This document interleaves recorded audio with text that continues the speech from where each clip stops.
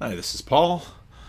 Time to talk about Eric Weinstein. I first heard about the Weinsteins after I heard about Jordan Peterson, and I heard about this term, the intellectual dark web. And at first I followed one on Twitter, and then there was this other one. I thought, well, didn't I follow him? And then I figured out there are two of them, and that they're brothers. And of course, resolution continued to increase. I learned a bit more and more about them, and of course, Brett Weinstein shows up on the conversation with Sam Harris and Jordan Peterson, and then there was some interesting appearances of Brett and Eric on Dave Rubin, Joe Rogan, and so sort of been following these guys a little bit.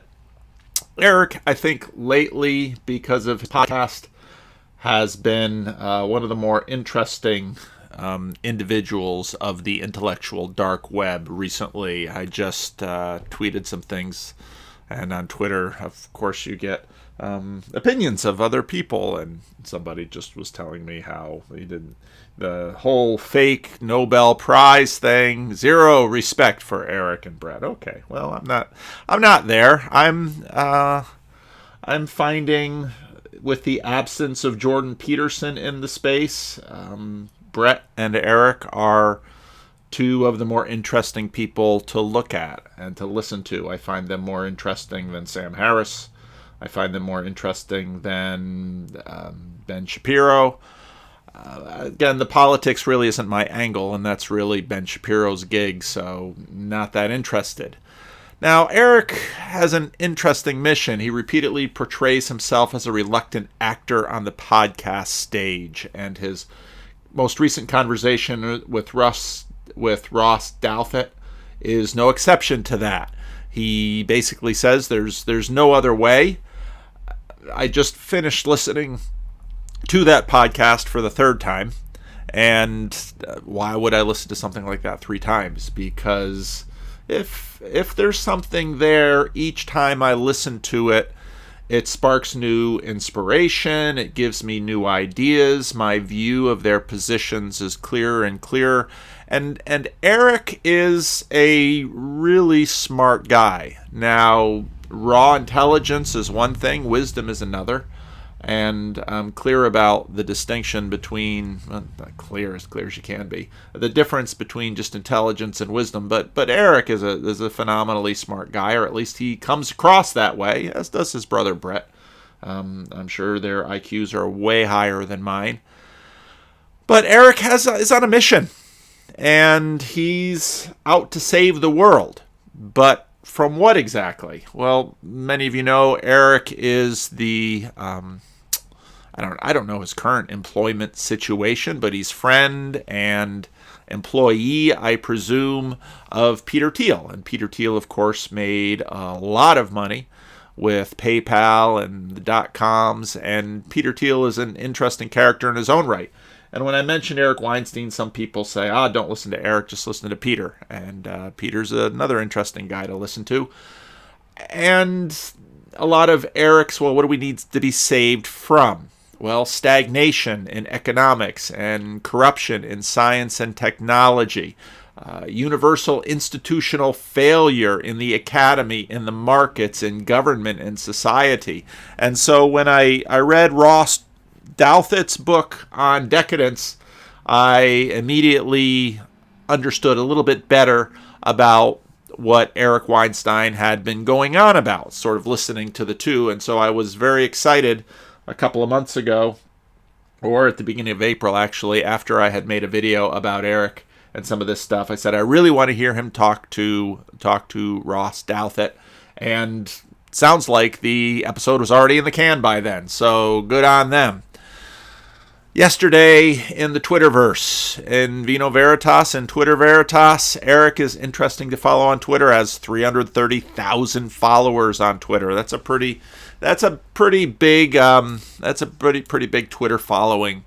I couldn't find the tweet this was following. Just, this makes zero sense to me, he tweets. And then I wake up and I just can't believe this is our world. None of the official stuff is trustworthy. We haven't seen a real leader in ages. I can't accept that there are no news desks that work. There are no candidates under 70. There are no senators with relevant technical doctorates. Now, like I said, I listened to the podcast with Ross Douthat 3 times, and so with each time I'm increasingly clearer on what exactly are Eric's gripes. What exactly is the target? It has a lot to do with what I was talking about in the video where I revisited the Jordan Peterson, Sam Harris conversations, especially where Jordan Peterson talks to Roger Scruton. Because Jordan there brings out his plumber illustration about corruption and sort of woke religion's suspicion that that power is all there is. And Jordan Peterson likes to remind us that competence is its own citadel rather than power. And I noticed that Sevilla King just did a commentary on my commentary on 2 years after Jordan and Sam and Brett and Doug Murray got together. And so I've been doing a lot of thinking about quality. You know, that's what Sevilla King has been working on. And competence. What exactly is competence? And that gets more and more interesting as you listen to Eric. Eric is posturing himself as sort of a populist, but Eric would be the kind of populist that one would imagine is a pretty selective populist, because many populists, sort of like our current president, have an overlarged imagination about what common sense can produce. And what Yuval Harari notes before AI came along, the best thinking we could do would be our own intuitive thinking. The fact that in many ways our brains are smarter than the conscious selves that are moving our lips. And that's a whole nother conversation. But Eric sees corruption in the Citadel. He sees corruption in the places of power. And he notes that, as happens with all corrupt places, they lock out better thinking and more competence because they don't trust others. And now it's easy to get cynical listening to Eric. It's very easy to get cynical listening to Eric. And as they say in a little nicer way, complaints are like buttholes. Everybody's got one. But Eric has some points to make, I think. And these points aren't necessarily new. In many ways, they follow along with Jordan Peterson's complaints about institutions and corruption. I, of course, am a Protestant, and I know a lot of my Roman Catholic and Orthodox listeners are waiting for me to convert back to a more sacramental era of the church. I have no plans thus far of leaving my denomination or the church in which I was raised. The denomination in which I was raised, at least the church in which I was raised, is across the continent in Paterson, New Jersey. But the points about corruption are right. And what make this conversation between Eric and Ross Douthat. Now, Ross is sort of one of the outliers in the New York Times opinion space, because they want to bring in at least some conservatives to have conversations with in their walled garden, in their citadel, as Eric calls it, and Ross is one of them. And so Ross and Eric have a conversation. And I thought, now, third time through it, usually the difference between a good conversation and a better conversation, or a lousy conversation, is how many times can I listen to it and still feel that was a good use of 2.5 hours. And I felt that with my third time through this. Eric sort of takes the Jordan Peterson plumber idea in this tweet a little further. If your electrician were this incompetent, he's talking about the government and the other institutions of power, let's say. If your electrician were this incompetent, your home would have burnt to the ground. If this were your plumber, you'd be flooded. Truly technical people can't afford this level of delusion. The military can't either. This is peculiar to creatures of the system and no one else. And more recent tweet, there is so much pain going on, so much grace and horror happening simultaneously that we cannot have simplistic people leading. I mean, it's great that carbon emissions are going down at one level, but cheering for, what's the point? All right. So Eric, again, for me, operates in an interesting space. And now he might not interest some of you, and so maybe you won't. Probably didn't even click on the video for that matter. But one of the interesting things is that the more you get to know the thought of a person, the clearer your understanding of even something as simple as a tweet. And in this third of this series that Twitter laid out for me, where Eric is talking about electricians and plumbers, this in some ways is the common sense dream of populism. It's an interesting thing. The difficult thing is, of course, will it scale?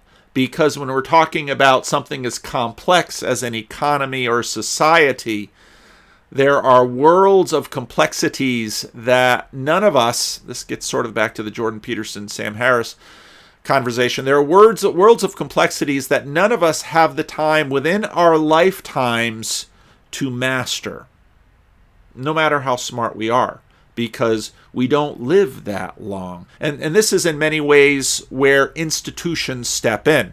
And again, this is one of the things that I've appreciated about Eric, not necessarily in contrast to Jordan, but Jordan's mission was to rescue the individual from nihilism. And Jordan, I think, was quite successful at that. Eric has a very interesting relationship with institutions. He sees the corruption of institutions. Again, it's cynical to listen to Eric and say, well, he's just upset because he's on the outside of power. Would he be different if he were on staff at the New York Times or whatever place he would be interested in? This posture of Eric's is very interesting if you go back and listen to his conversation with Brett. Because basically his complaint about Brett was that Brett didn't play the institutional game as he should have. And if Brett had played the institutional game, then the imagined meritocracy with a sufficient resistance to corruption would have yielded Brett a Nobel Prize.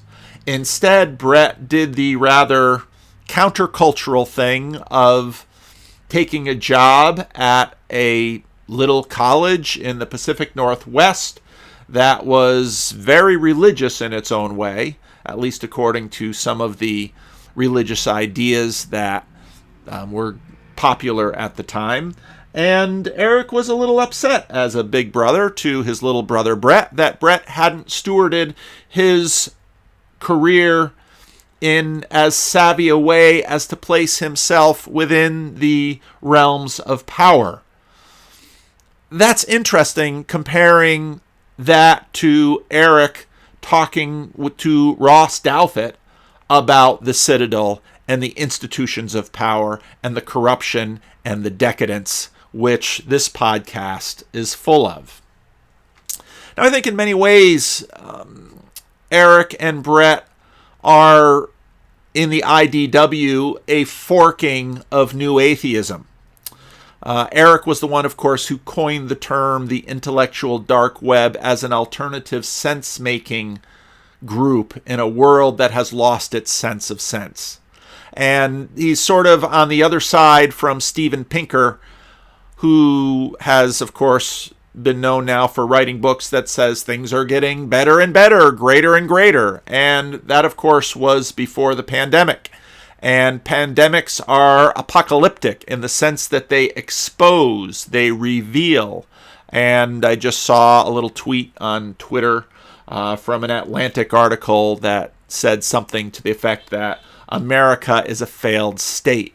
Now, the lack of The right would call it patriotism. That isn't quite the right word. The abundance of critique for America has been a staple of the left, obviously, since the 60s. It's been a staple of institutions of critical thinking, such as the university, for a very long time. And that, in fact, is as C.S. Lewis might say, the glory of the university, to think critically about what is. And so Eric and Brett are, I would say, very much at the upper end in a pretty smart pool of smart people in the intellectual dark web. And, Steven Pinker saying things are getting greater and greater, and sort of like the attack dog of the group of the celebrity atheists, who is Sam Harris, even if he might be afraid of dogs spelled backwards. Things are getting better and better if we'd only ditch the religious BS. Now, Eric and Brett have had they're a little less allergic than Sam to religion. That came through in the conversations with Jordan Peterson.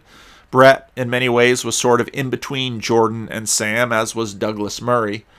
And Jordan Peterson is very much the Dr. Strange of the bunch. He will be the one that gets involved in mysticism and all this stuff. And now, of course, Brett will sort of reactively complain that he's done psychedelics and he meditates and he has a meditation app. But I remember when I started making YouTube videos, I really didn't know why rather dramatically unsuccessful pastors such as myself, if you watch all my videos, you know that John Sook said, why doesn't your church grow? And I think, well, I'm certainly a part of the reason my church doesn't grow. I know pastors who are far more competent than I am at the pastor craft. The question is always, what is the craft of a pastor? Because pastors have job descriptions that are this wide. Is it building an institution? Is it preaching good sermons? Is it relating to individuals? Is it helping the poor? What exactly is the job of a pastor? Well, I wondered why anybody would listen to any of my videos. And one of the things that I would get from people would be, well, we can find pastors out there that don't believe in God.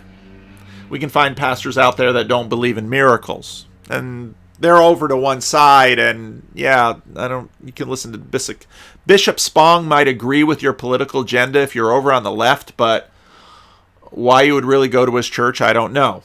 Then, of course, there are other pastors over on the other side who very much believe in God, very much believe in miracles, very much, but these are not the kind of people that the intellectual dark web would want to be anywhere near. Pentecostals and preachers like that. And that's where Jordan Peterson is sort of the Dr. Strange. Jordan Peterson will visit Liberty University and speak at their commencement. Boy, that's something. I don't know if we'd see Eric or Brett, if they would even be invited. I really doubt they would speak at a convocation at Liberty University.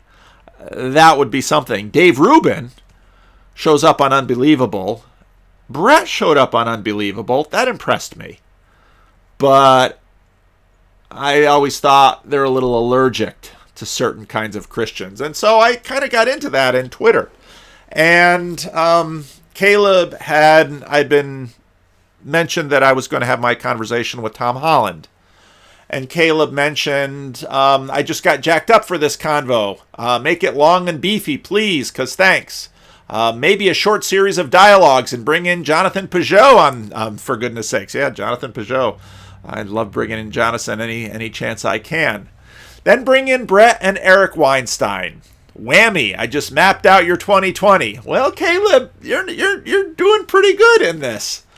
Been thinking a lot more about this, Caleb writes, and how Paul Vanderklay is legitimately attempting to bring pathways into religion. Yes, I am. To traffic in evolution, metaphysics, politics, values, morals, etc. And if Eric Weinstein really wants to slip the disc, I think a convo is long overdue. Now, if Eric is sitting knocking at the locked door of the Citadel Many would imagine I'm sitting looking at the locked door of Eric Weinstein.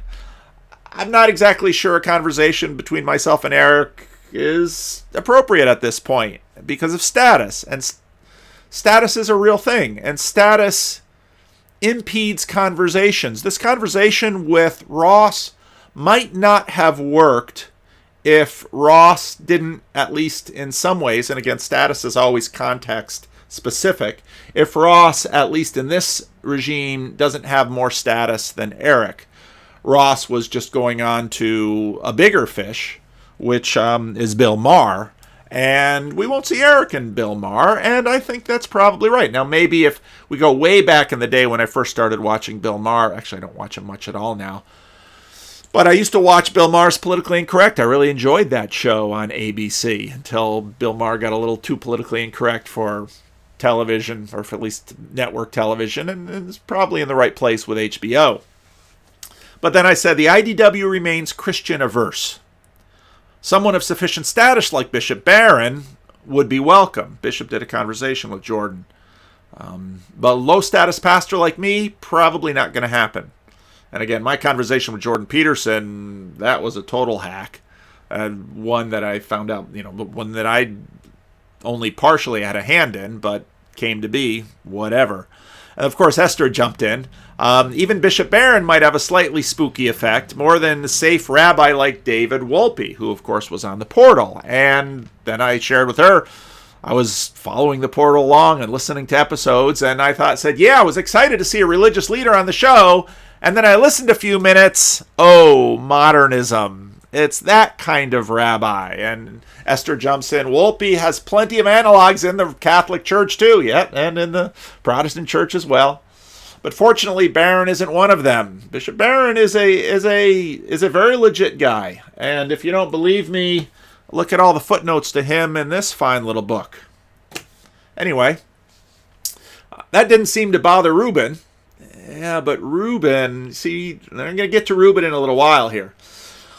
But the Weinsteins seem to be curating their guests more narrowly. Well, again, Bishop Barron has status, and status I don't have, and legitimacy I don't have. I am a pastor of a very small little church with a quite small little YouTube channel and a small little following. So if you're listening to my videos all the time, thank you. You probably honor me more than I deserve. And then I let this one rip. Eric's quirky agenda is very interesting and unnerving. I always find Eric to be both. Sometimes it makes me think Megamind and Alex Jones had a love child. And I still think that. I mean, Eric is a super smart guy, and he's not above dabbling in conspiracy theories. And so he's been getting into the Epstein business, and frankly, I like that about Eric. And I know when Eric used his portal to say that little brother Brett should have won the Nobel Prize, a lot of people rolled their eyes and walked away. But people say they want authenticity. That's authentic. I like it. And I like the fact that, as Eric says, he's got FU money, and I guess he's got FU status, and he does his own thing. To me, that makes him interesting. It makes him a little less scripted. And then Esther says, cannot unsee, because that was a little gif of Megamind doing his thing. And then, lo and behold, a guy with 330K actually looks at his ats sometime, which took me by surprise. What? Eric says. Now suddenly we're like C.S. Lewis's commentary about pantheism. What if you hear footsteps in the hall? What if the line tugs back? And then, of course, Esther runs for cover. I didn't say it. Argue with Paul. And she ducks. Also, I like your agenda. For the record, stay quirky. And this is just the kind of thing that status does. Weinsteins do have less of an allergy to religion. They see value there. That comes through from both of them. They offer some respect instead of constant condemnation, which you get from attack dog Sam Harris. They understand that right now there's a price to pay, however, and actually Eric gets into that a little bit in that podcast, which I found refreshing. You may not be taken seriously if you get a little too religious, or if you say things like what Sam really wanted to back Jordan off of, which was a belief in the physical resurrection. Why so allergic to that? Because once you open the door to a break in the imagination of the ironclad laws of physics, well, then suddenly lots of extra things are on the table. And status? Well, he and Daniel Smachtenberger, man with a longer name than I have, had a terrific conversation about status, I thought, and I played that in one of my previous videos. And I thought, again, Eric is worth listening to. You got to do a little sifting with Eric, just like you have to do with every other human being. But Eric is worth listening to, because sometimes he drops some things that I listen to and I say, yeah, I could not have said that better myself. He really nailed that. And when Eric was talking about status, he noted with Daniel, he said, status is not the be all and end all. And what you really want is that when you call, they pick up the phone. That's status. That's status. Now, let me get a drink of water. Now, when it comes to Eric's boss, Peter Thiel, this gets really interesting, because whereas Brett and Eric are not allergic like Sam Harris, they have friends who are getting downright cozy. Now, when I look at Peter Thiel and Dave Rubin, in some ways I see the new black Republicans. What do I mean by that? Well, some of you conservatives know exactly what I mean by that, because for years there have been these outliers in African American America that have dared to be conservative. Shelby Steele, guys who I think are legitimate members of the IDW, Glenn Lowry and John McWhorter, whose conversations I love to listen to. With Peter Thiel and Dave Rubin, we have two married gay men, not married to each other. We have two married gay men, politically conservative. Peter Thiel goes to the Republican National Convention last year and announces his support as a gay man for Donald Trump. And they're both Christian, curious, and friendly. I'll leave it at that. I know that for both of them. And Dave Rubin shows up on Unbelievable, has a very interesting conversation with John Lennox. And Dave was very interesting in that conversation. Peter Thiel studied under Rene Girard.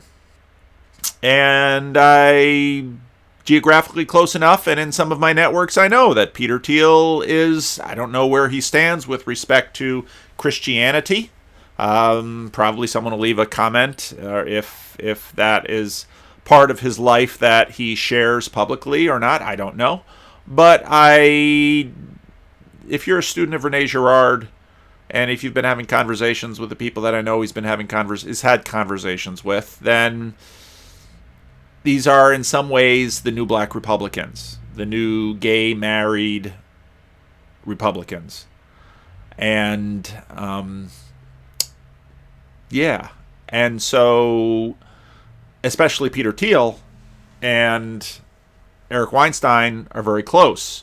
There was another, I think it was later on in that Twitter conversation, when I made the point that I think the IDW is a little Christian averse, a little Christian allergic. And I said Eric has sort of been that way. And Eric took offense at that. And all right, I'm very open to be corrected. So my list of people that I'd love to see on the portal, you can put Bishop Barron on there. I'd be curious to see it. Given enough time, I can probably think of someone I'd rather have on more than Bishop Barron, because everybody's sort of working their own little space. And part of what's happened is that, and I mentioned George Marsden's The Twilight of the American Enlightenment, something that has happened in the decadence post-1970s has been the elimination of Christians from the public stage.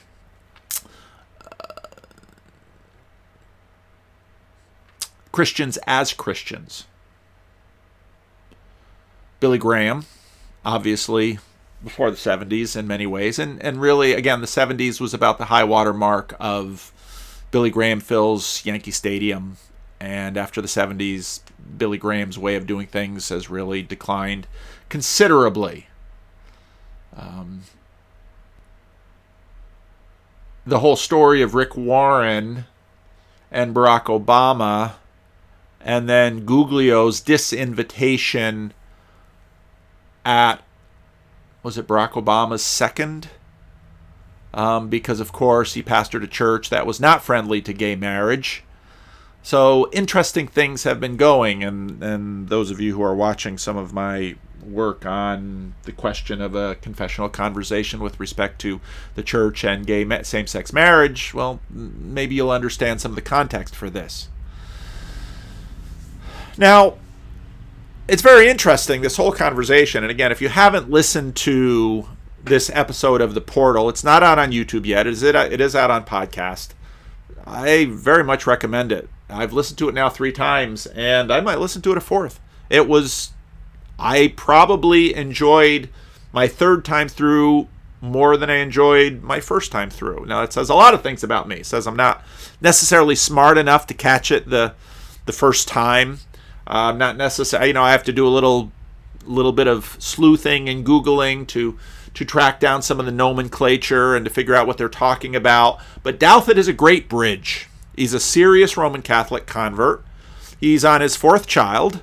And if there's a way to understand what kind of Catholic someone is, find out how many children they have.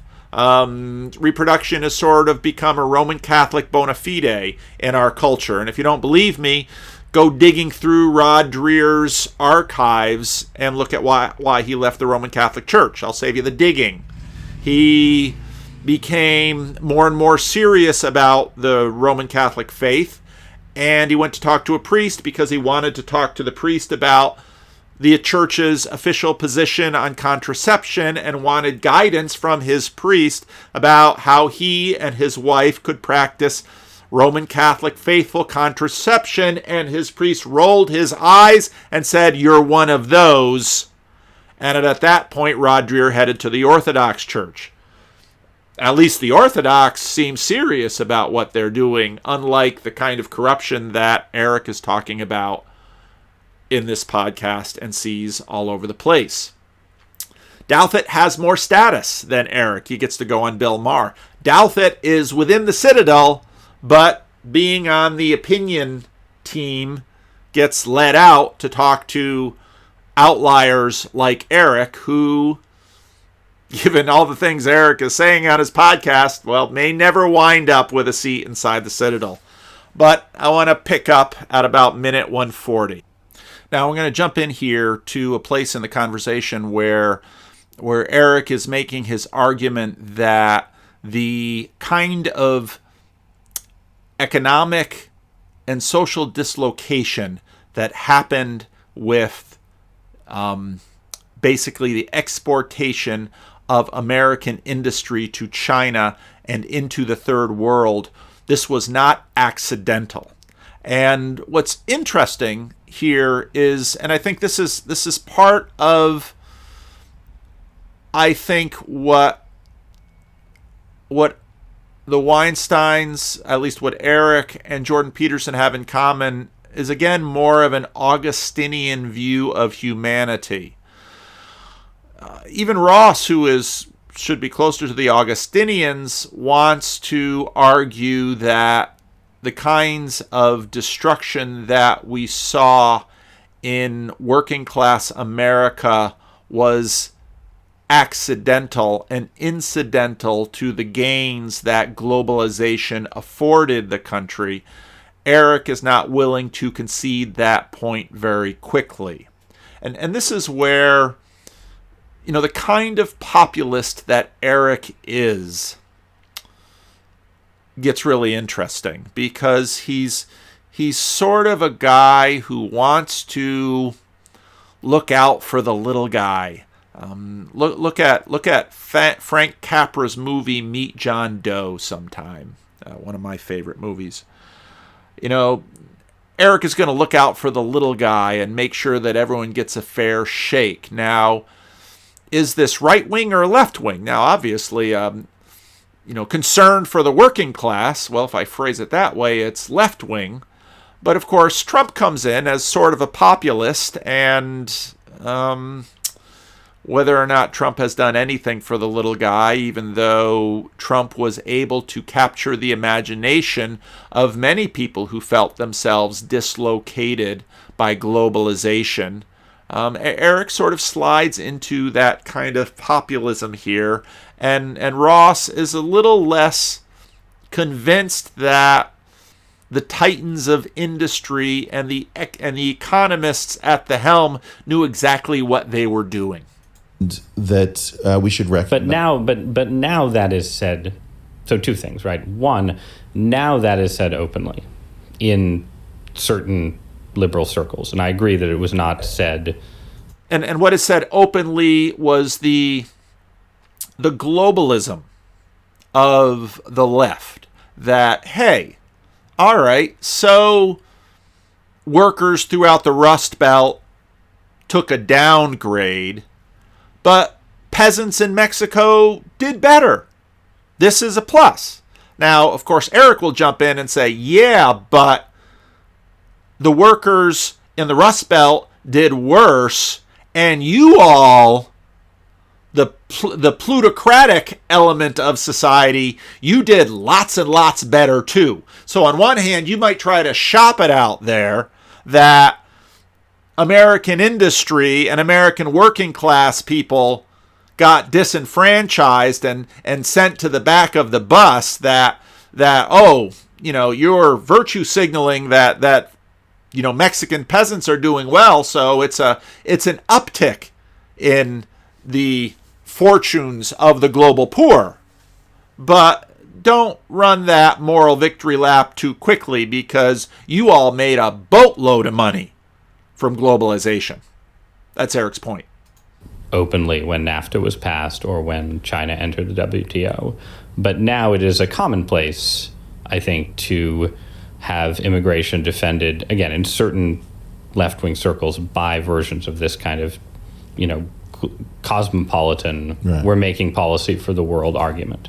So that case, which I agree was sort of latent, has been flushed into the open more in contemporary debates. Barely. Or people, but also I think this gets back to the question of how much do people understand the conditions of decadence, right? Because the DeLong theory or the economist theory is that there will be compensation for the losers. So I think it is. I don't think people. I think the assumption of certainly the late Clinton era technocrats was that they would always be in charge, and they were good liberal Democrats who would be willing to spend some money on redistribution. I think Douthat is exactly right on that point. I think, and if you don't know that, look at, was it Aaron Sorkin who wrote that piece to his daughters when Trump got elected, that this will never happen again. It's the end of history, and Clintonism will go on forever. Well, Hillary dropped the ball. Not enough were with her, or at least they weren't in the right states. I think that is quite real, that they honestly really believe that. I mean, I'm in a completely different place. If I look at what the word deplorable means, I think it's code for democratic apostate. I think that if you look at the voting patterns in Appalachia, for example, Appalachia had a lot of deep blue in it in terms of voting. Now, it was generally not college educated, Yep. gun owning, Bible thumping, Yep. heteronormative family structures, blah, blah, blah, blah. Okay? Yeah, failing heteronormative family structures in some cases. You know what? All families are in danger of failing. Families are a marginal activity, and everybody who signs up to have a family and makes it through, we salute you, okay? I don't want to dump on Appalachia. Some of those are... That Eric's going to be a man of the people here. He's going to be a populist, but he's a populist with a really big brain. And this is where sort of Eric, as a merger between Megamind and Alex Jones, kind of comes into view. Incredible family structures. So my concern is that between around 1980 and the present, we went from having like a majority blue position in places to having, north of 80 some odd percent voting for Trump. And who lost that? It's the Democratic Party that started hating our Democratic base. And you have to ask why. And what's interesting about Eric here is that he, like many on the left, want to say it's all economics. There's again, my congregation is very diverse politically, and we're in Sacramento. And so, and the congregation's about half African American and lots of other in between, okay, in the Christian Reformed Church. And so there's Republicans, Central Valley Republicans, and black African American Democrats, some of whom have or do or will or used to work in the state capitol, in the Democratic machine.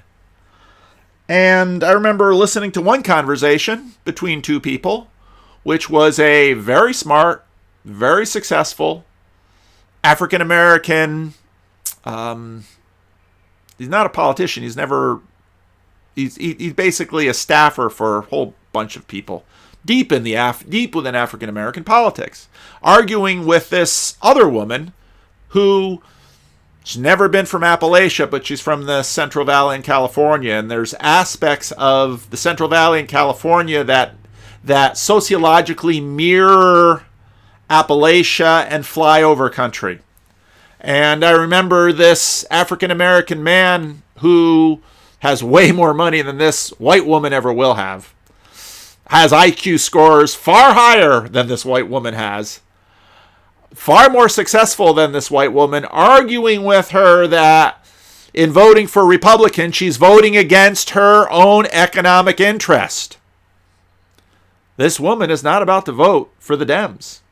And all of the reasons she will bring out, and these have been the reasons that have been fed her by the talking points. But most people will remind you that people, especially for president or political party, they don't vote rationally in that sense. They vote with their intuitions. And the reason that parties, now on both sides, the Republicans have had abortion. Now the Dems have all the, another sexuality issues, gay marriage. The reason these social issues are so held on to is because that's how people vote. And the Dems lost a good bit of America, not because of economic policy, even when people were voting against their own best interest, because people understand archetypes at a very deep intuitive level. And politicians are very low resolution. I remember a certain group of Christians, not in California, they were so impressed that George W. Bush had a relationship with Billy Graham. That was a big deal for them. And when he would say, God bless you, they felt pride. If Barack Obama would say, God bless you, well, he was just pulling the wool over their eyes. And this is part of the blind spot I think we see with Eric and religion. And Eric mentioned some of these things that you'll find trotted out on the news in terms of the demographics of people, but I'm amazed when people scratch their heads and say, well, how did the Democratic Party lose all of these white Christian people who, many of whom, not all, many of whom loved FDR, many of whom loved John F. Kennedy, even though his Roman Catholicism was forgivable? How did they lose? Well, it's not that hard to figure out, really, if you understand religion. And why did the new atheists arise, and why did they attack Christianity? And again, you can listen to Sam Harris, you can listen to Richard Dawkins, and it almost always boils down to votes. We want to talk people out of their faith so that they vote with us. Because if they remain reliably Christian and they listen to those Christian ministers, well, then they will vote for the other side. Labor became distasteful. It's the unwanted skunk at a garden party. Who invited labor, right? And that's the problem on the left. Is it was the search for identity. This is my wife's point, that identity is the least expensive constituency with which to replace labor. Identity is the least expensive constituency with which to replace labor. Yeah, both sides have played identity deeply. Labor actually had economic demands, and the Clinton-type people didn't want to meet those demands because that was too expensive. But what you're actually saying, all of this discussion about immigration and financialization and trade, this was the get-rich-quick scheme of the Davos crowd. And the idea that it came with an ideology and maybe a song like We Are the World blinded people to the idea that it was a pickpocket operation, and that's what the Gini coefficient looks like. But it didn't blind people on the right. They had a suspicion about We Are the World. They had a suspicion about the Davos crowd. Looks like a transfer operation. I mean, to your point about the decadent society, that when real technology and led growth ran out, and when science became decadent, the only way to grow a slice of the pie wasn't to keep your slice and watch the pie expand. It was to eye somebody else's slice. Right. I guess again, I'm basically in agreement with you. So I'm just trying to sort of make an argument for the sake of. And I'm in agreement with your general. But I think that you're underestimating. And to go back before they get into the next section, which is also interesting, a lot of people don't understand why African Americans, who are the most per capita church-going group of people in America, Prop 8 in California in 2008, when a majority of Californians voted against same-sex marriage, the demographic group that supposedly tipped the scales were black women. When I watch church politics, this is very, very interesting. I watch church politics. It tends to be the church on the left that keeps wanting to talk about diversity in the church institutions and diversity quotas and all of that. And so they bring in Hispanics and African Americans and Koreans and Chinese and, people from all over the world. We want them in the church. And when they come into the church, how do they vote with respect to same-sex marriage? They vote against. If you want to see a case in point in this, look at the Reformed Church of America. The Reformed Church of America, I'm in the Christian Reformed Church. The Church of America is a sister denomination, very close, very different politics. But look at the Reformed Church of America. Reformed Church of America decided. The left wing of the Reformed Church of America, which is very affirming, kept saying, we want more people of color. We want people of color in charge. Well, guess what? They put people of color in charge, and those people of color were more socially conservative, and they were skeptical about same-sex marriage. So, in other words, things don't always line up the way you imagine they might. Estimating the extent to which people are incredibly complicated and keep multiple ideas in their head. Yes, people are incredibly complicated, keep multiple ideas in their head, and manage multiple agendas, but not all agendas are weighed equally. at the same time, right? So the Hillary Clinton who, expressed her contempt for the deplorables is also a Hillary Clinton who would happily vote for a Medicaid expansion or, some kind of spending program that would be paternalistic. Yes. But, absolutely. But you see, it's the labor shortage which allows the Appalachian former coal worker to say, I need more money or I'm walking. Right. And without the ability to engage in what our managerial class has renamed labor shortages, that class has no power to demand. Hillary may view that it flows from her largesse.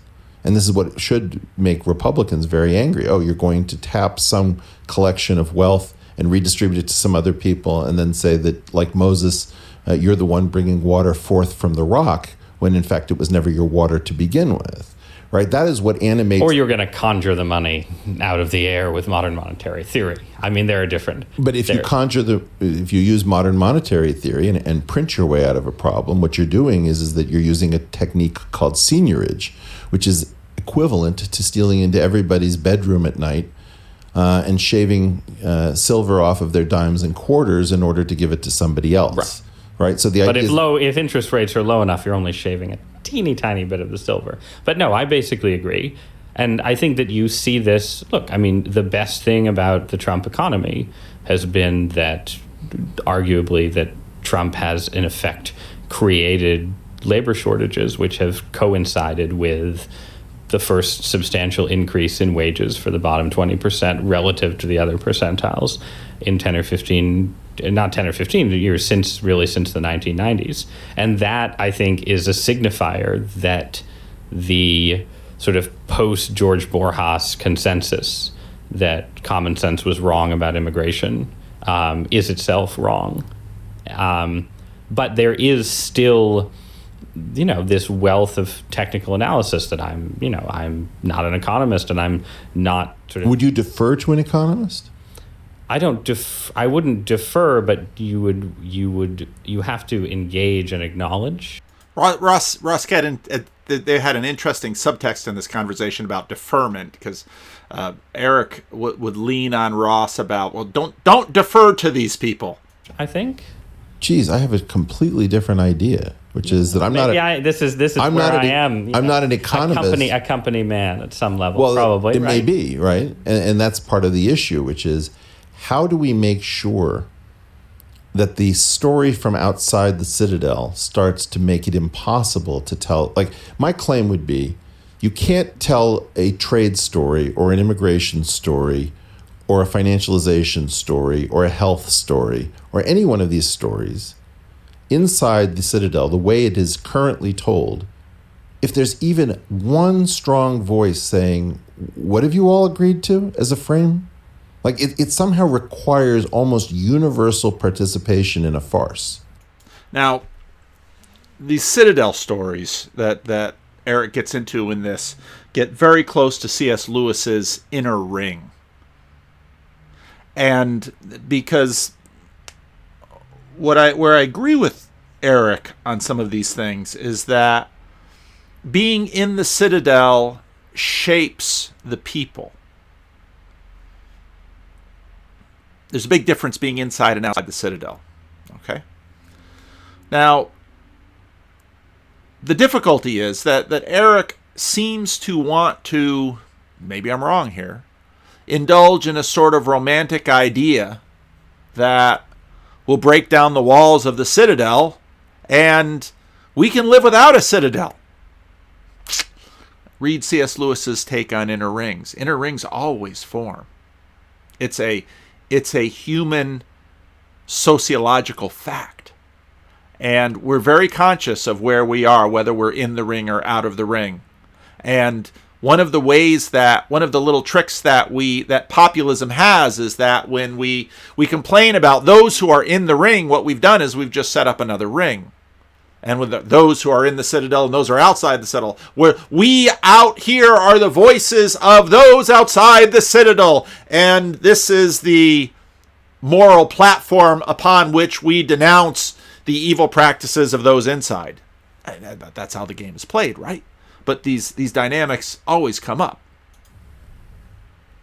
Right. But to challenge that universal participation, you do have to be capable of arguing on the terms of expertise at some level. Okay, and here's where competence comes back in. And this is where we get Jordan Peterson and Roger Scruton. And, okay, well, what is competence? What is competence really? And how does it relate to these other things that scale up? Well, competence is, can I get the plumbing right? Can I get the electrical right? Competence is a mastery of a technical domain. The difficulty, and again, we can go back to all of the fine work that John Vervaeke has done. The difficulty is that reality is so huge and interconnected, and I'll use, I'll use the word complex, not just complicated, but complex, that combinatorial explosion begins to take off. And so what we like to do is, well, we want competent people, but competence is always a function within a domain.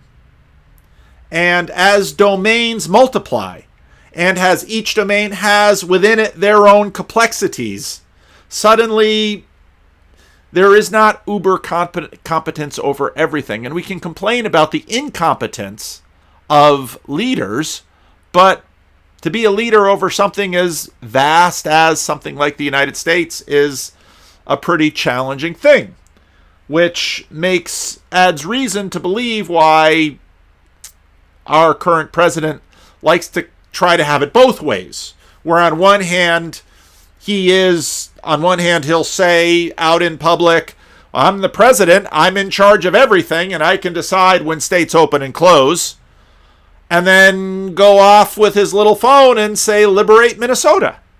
Well, which is it? That's the nature of the limitations of our competencies with multiplying domains. You can't just have voices outside the Citadel that say, we have some instincts and a certain amount of common sense, and we think your system doesn't add up. That's the voice of the populist. We have some instincts and some common sense. Now Eric wants to say, no, we have competencies, but competencies over how many domains? Because you're not going to be able to sort of dramatically change the Citadel until you can win some arguments inside it. And this is the weakness. This is the weakness of populism around the Western world. It's that it has a lot of reasonable impulses and draws a lot of reasonable inferences, but it's not very good at running governments so far. Oh, I disagree with this. Okay. I think that the problem is that what you're calling populism is not respectful of the fact that expertise exists both inside the Citadel and outside the Citadel. For example, if you had an expert voice saying, I don't think stress causes ulcers, that person would be a doctor, and they might have done studies, but their studies wouldn't be allowed inside of the conversation. It's a combat that you're not allowed to have. That's the definition of the Citadel. But we've all had the experience of, it's one thing to be a critic. I should know, I'm the pastor of a tiny little unsuccessful church. It's one thing to be a critic. It's another thing to be in charge. I guess I think you still, even if it's the case that certain things are not allowed inside, you still want to have a doctor making that case. Assume that you have a doctor making that case. Mm-hmm. My question would be, let's imagine, for example, that you had a doctor who wanted to say something about vaccine safety, and said, or somebody who wanted to say something about climate, like that there's too much political pressure on climate science. Right. In general, such people are viewed as dangerous to consensus. And that rather than really inviting them in as full-fledged members of the discussion, say, we want to hear your perspective, it's really important that if we're going to make progress on climate, we understand what the full range of expert opinion is. That doesn't happen anymore to the extent that I'm aware of it. I really don't see. I see people. But it can happen, right? Because This is, of course, the heart of Eric's charge, that corruption is so bad that new information is stifled. And that's, again, Jordan Peterson goes, corruption is always a problem for institutions. The larger, the bigger the problem. And I think that's right. This is in some ways the charge of Sam Harris against the church that he imagined exists, that, well, churches out there, and they're so blinded by their Iron Age book from God that they can't learn anything else. And I look around and say, from the perspective of inside the church, I find people learning all the time. But is there corruption? Absolutely. So how what are the walls of the Citadel? What are they designed to do? What are they able to do, and what are they preventing from happening? Now, the Republican Party controls the Senate of the United States of America, and the Republican Party is, to put it mildly, a climate change skeptical party. Right. And so when there are hearings on climate change, the Republican Party gets to invite experts. And it makes a big difference whether they invite, let's say, a Judith Curry, right, who is sort of an academic who's basically in your camp, who says climate change is happening, but here are 17 things that are wrong with the consensus as we know it, versus if they invite someone who lacks credentials and expertise and can't engage in the arguments with the defenders of consensus. Or,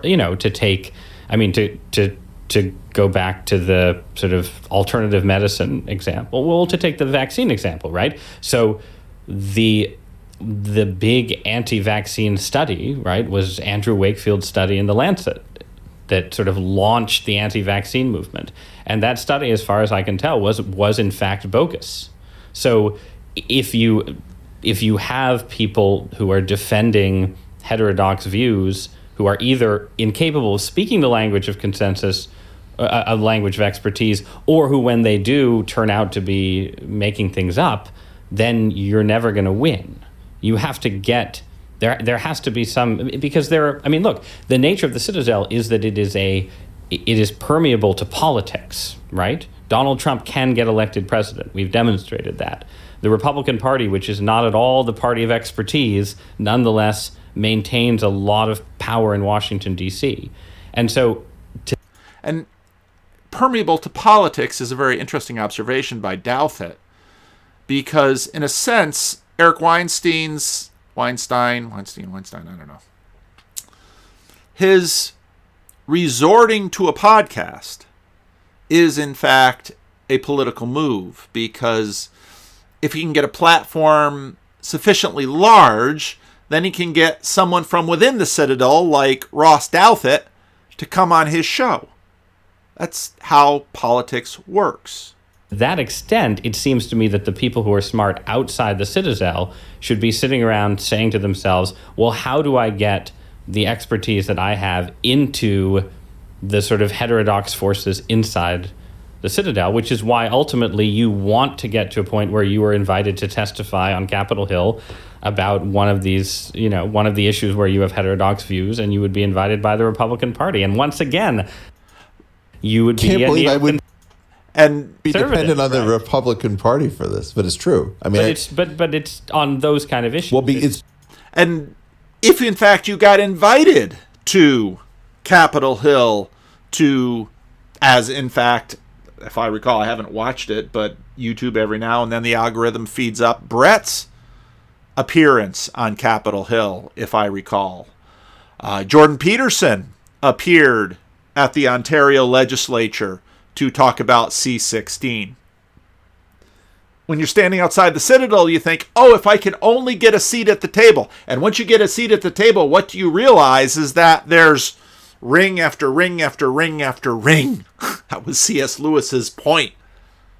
That once you're in the ring, well, now the forces within the ring are bearing in on you. Because I think it's exactly what you said before, which is that the use of expertise as a gambit to screen out people who are interfering with a pickpocketing operation is monopolized by the left. And it's not the real left, it's sort of the kleptocratic left. There's like this kleptocratic center that arose with. Now, right there, this insinuation, we can dismiss this group because they are pickpockets, okay? So there's a reductionism there, and I think it's Eric indulging in these. This is what begins to smell like Alex Jones land. This is what begins to smell like conspiracy theory. That the things that are going on underneath it's all about the money. It's all about the money. Is it? Sometimes it is. Is it always? The Clintons, and the idea being that the Clintons had lots of sort of weird ideology, and the ideology did seem to sort of dovetail with wealth transfer. So if you look at what the Gini coefficient does under the Clintons, it's pretty interesting. So at the same time that we're supposed to be concerned about one big planet and making everybody happy and whole, it also seems like there's a lot of wealth transfer going on. And this is one of the key issues that the right, having been sensitized by the Powell memo in the early 1970s, where they were told, look, we've lost the universities. If we don't come up with an alternate constellation or archipelago of institutions, we're going to have no means of defending conservatism. So you get things like the Hudson Institute and the law and economics programs, which are very effective as a counterweight to whatever was going on in sort of this supposedly liberal consensus, which now seems to be anything but liberal. Right, but they aren't quite, I guess I don't think they were quite effective enough. And I think in certain ways, the decision to form a sort of counter-establishment created a kind of temporary intellectual ballast for conservatism, but then because it was itself a bubble, became decadent in its own way very, very quickly, right? And so there was sort of a 20-year period of a sort of golden age of conservative intellectual work that all happened before I was, about that. I was a teenager, right? and then it sort of became its own kind of sclerotic and internally closed system. And the dynamics of the inner ring. These rings keep forming. Now what's interesting here is that, so the universities all went. On my blog, I made a. Let's see, we're at 55. We'll go a little bit longer. The universities, they all went a certain way, and so the conservatives then started these institutes. But of course, what the New Atheists understood was that the real institutional heft that gave conservatives their power was the church. Because, at least in the United States, the church has broad constitutional protections. Okay? So maybe you can go after Christian universities, which are sort of hybrids in the middle, but it's the church. It's either co-opt it or destroy it, because it's that other institutional ballast that is really the thing. Again, the New Atheists understand this quite clearly, and they'll talk about it regularly.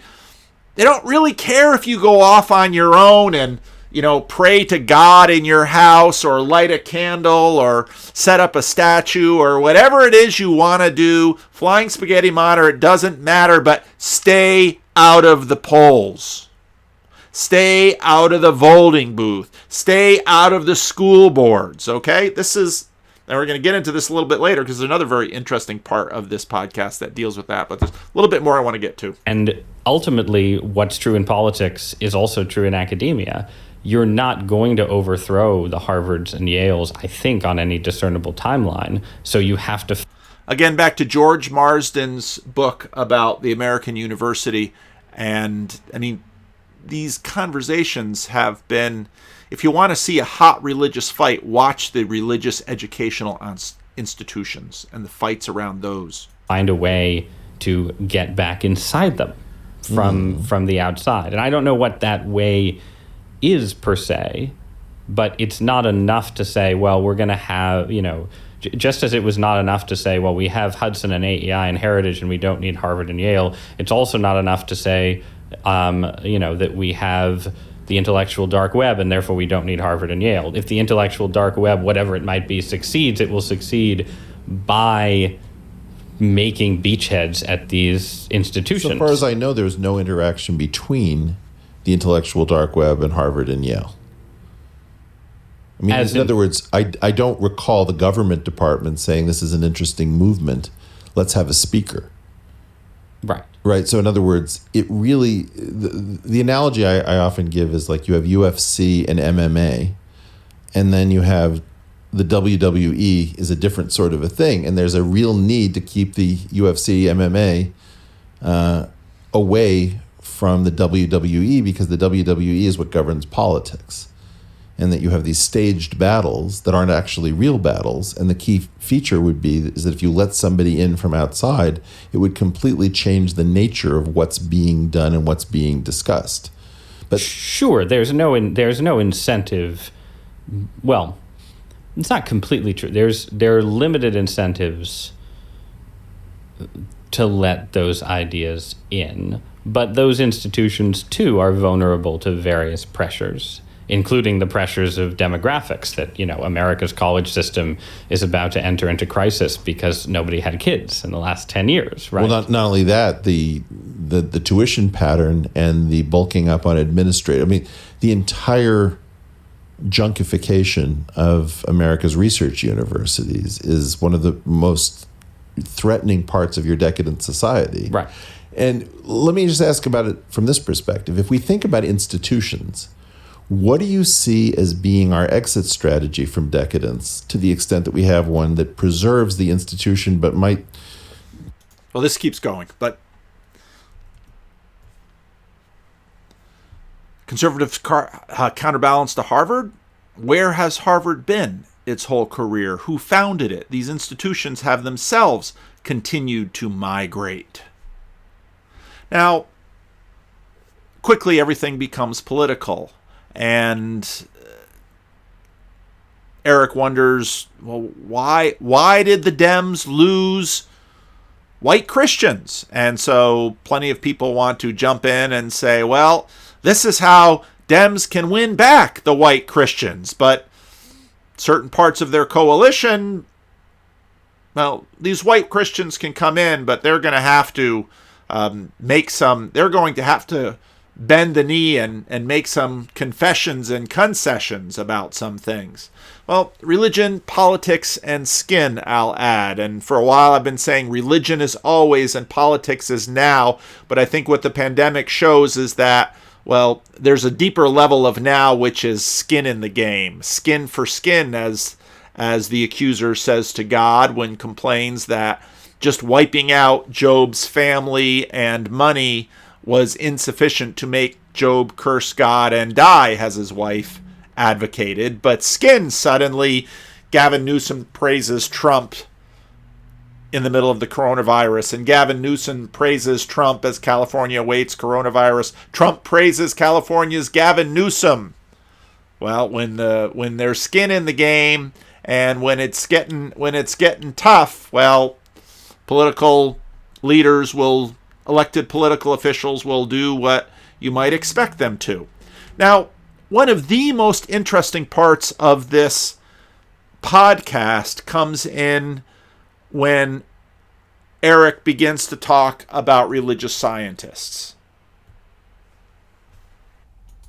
So in other words, there was this boring layer that made these topics uninteresting by virtue of the fact that the boring people were at the top saying things that were very general or very... Or things that were true about 1979, right? Part of the problem with decadence is that you have this eternal return to the debates of the 1970s, as though nothing has changed since. And so now there's a sense on the right that you can't just go back to 1979, that you actually have to have novelty and innovation in policy response. And that's good. That's interesting. I'm for that. Okay. So, and what do you see on the left? Because I'll be honest, being on the left, I just see people I don't want to talk to. Well, and increasingly people that don't want to talk to him. You're being gradually tugged rightward to where the Why? interesting arguments are happening. Bullshit. No, you don't think so? No, I think you're being tugged leftward, sir. I think that you're talking about the need to innovate, and you're talking about the need for progress because you're waking up. I mean, I'm going to overdo it a little bit. Yeah. No, overdo it.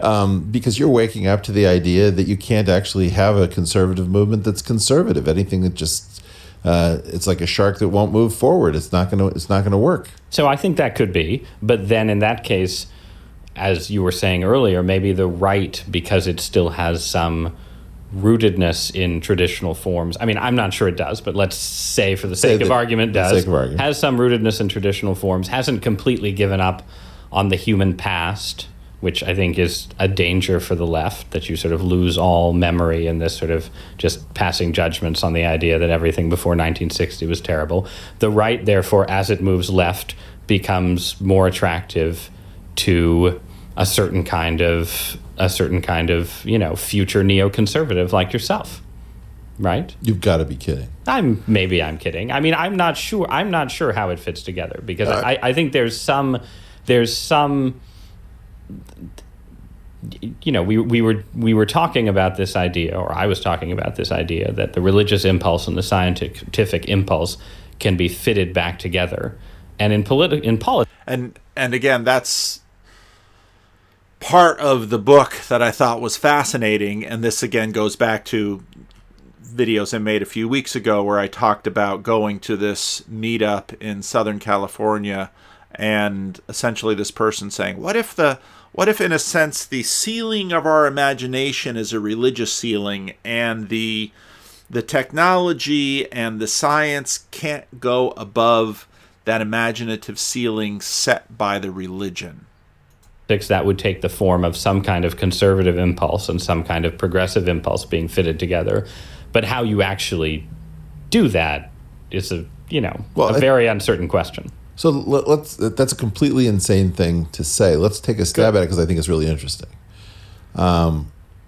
Here's my gambit as to why they're going to end up back together. The first problem is that science has become very decadent and very vulnerable because it now has developed this kind of fetishization of incremental steps and doing everything through an institution that is got speed bumps everywhere to make sure that all credit. Now, there's the institutional speed bumps, but there's the fetishization of, and he doesn't say it here, but I think it's competence, okay? Because if you really want mastery of the details, often there's a certain range. It's not the very small and it's not the very large. It's sort of the in-between space where Newtonian mechanics works really well. Okay, so it is diffused. Nothing large seems to want to happen, and that careful science is in favor and romantic science is out. That creates a huge opportunity for anyone willing to potentially play Russian roulette with their career. So if you want to swing for the fences, to use another metaphor, a little less gory. Or if you've got nothing left to lose. Maybe you can do something briefly at the beginning of your career if you get lucky. And who's going to take that risk? It's going to be, in general, people who believe in something larger than a career. And this is where, in a sense, if we swing back to his conversation with Brett, that's what Brett kind of did in his career. Brett is, now he's not a religious idealist. He's more of a, dare I say, ideological idealist in terms of the romantic ideas of what education should be and where he wanted to do his thing, and where Big Brother Eric comes along and says, no, Brett, you're smarter than this. You're better than this. If you had played the game right, you could have climbed the ladder and won a Nobel Prize and really contributed something to the world. So again, we see within Eric some of his some of the tensions that he has within him about institutions. On one hand, the populist in him is suspicious of institutions. On the other hand, he believes that, well, you can't really get anything done without institutions, and so the corruption of the institutions is a major problem. And the group that I see that is, I didn't know that they were out there, it was very surprising, is religious scientists. Mm-hmm. And religious scientists fall into sort of two main categories. One, that allow their religion to doctor their science, and these people do not, I don't want to get close to them because it just makes for bad science and bad religion. There's another group that says, you know what, I know what he means, and I agree with that. That's one of these 80% things that I agree with that 80%, but there's this other 20%. And this is where we get into where I think, again, Jonathan Pageau is so enormously helpful. When Jonathan Pageau notes that you have the center and you have the periphery. And wisdom, the wise king, allows both to be part of his kingdom.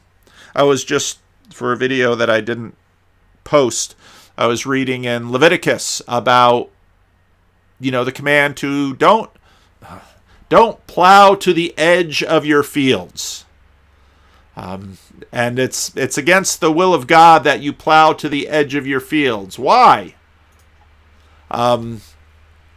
Because you need to leave something for the margin. And actually, this will come to fore very strongly in this conversation. I don't remember if I'm going to play that part of the clip or not. Play by the rules of science, but my religion motivates me and informs me as to what might be possible. So I'm not going to pretend that things that are true that aren't true, or the reverse. I am, however, going to take a stab at things that I'm curious about, and if I have to pay for it with my career and my reputation, I am filled with the spirit of trying to honor something greater than myself. Those people are fascinating to me, and I've met a few of them now, and they're taking big risks with their career, poking around at places where scientific consensus has formed. I mean, this is very particular in biology. So roughly speaking, my own orientation is that I would say I believe in the theory of selection, and I don't believe in the instantiation of the theory of selection, particularly around random mutation. I believe that what happened is we had such a need to stop the Jesus smugglers, which is my terminology for people trying to bring that in, at the door. So now we finally get a definition of the Jesus smugglers. And the Jesus smugglers, which gets brought up by Douglas Murray in the Conversations with Peterson, I think for Eric, Jesus smugglers are people that basically use Jesus to fudge. Or that...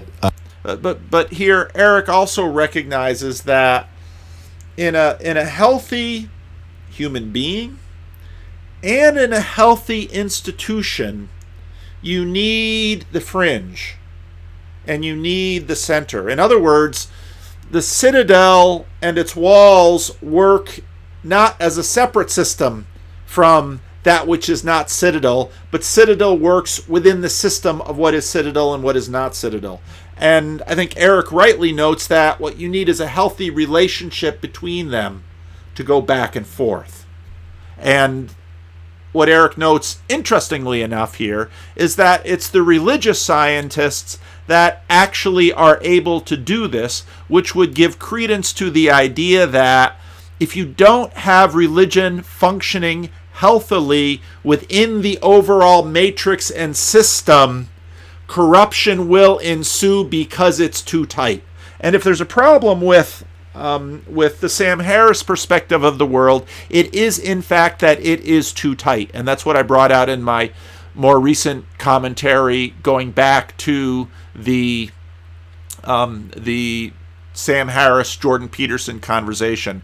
Because if you look at the model by which Sam offers the world in a salvific role, the model is too tight. You cannot use reason to become a parent. You begin with the rough draft that your parents offered you, and you tweak it because you don't have enough time in life to learn everything there is about parenting. And you don't have enough time in life to learn everything there is about anything, which is exactly why you use institutions, because what institutions allow is for memory and projects to go on beyond the scope of what any individual life can muster on their own.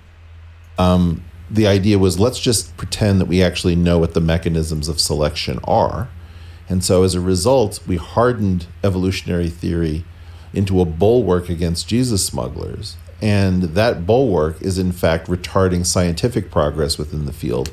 But nobody can even have that thought, because it's seen as a great achievement to make sure that no Jesus smugglers have gotten through the bulwark. Right. And what he does there is he exactly lays out what's wrong with Sam Harris's project. That it is overwhelmingly surrounded by watchdogs that prevent Jesus smuggling in, that any of the natural overhead you need to actually allow people to do things which are not rational, which is what religion points people to do all the time. And this is where Douthat comes in. The irrationality of people trying things that may kill them or may kill their family or are bad ideas. As a pastor, I see people do that all the time. Within a tradition, we might warn people, but this is also where freedom of speech comes in. And individual liberty comes in, that you allow people to make bad choices so that the overall system is able to go. And again, this is where Jonathan Peugeot's observation comes in, that you don't in fact, a little bit, I don't remember to play it for this video, but a little bit later they'll talk about Douthat and Lyme's disease and anti-vaxxers, and they get into the question of, well, what are we saying when we say people should be vaccinated? Are vaccines 100% safe? No, you're not going to find that in medicine. They're mostly safe. From a public health policy perspective, this is a good idea, and so government is going to do what it can to enforce this. But in a sense, we kind of have what we see as the American approach to the pandemic right now, where you're told to stay at home and certain businesses are closed and yada, yada, yada, but the police aren't out there at every corner locking things down, that there's enough leeway in there that people can function. And early on, you would hear Gavin Newsom make things like, well, we're not going to go out and police this thing. We want to inspire people to do the right thing. But again, this is a system that allows for a central and then a peripheral. And it allows those things to operate in a healthy way. There are no gaps for God. There are no gaps for your God, sir. Right. And the idea is that you may have to introduce a gap. Somebody may try to put a God there, and then you may fill in that gap with science later. But the idea of potentially having a period of time where there's a God in a gap that is opened up is anathema to a particular generation of evolutionary theorists, as an example.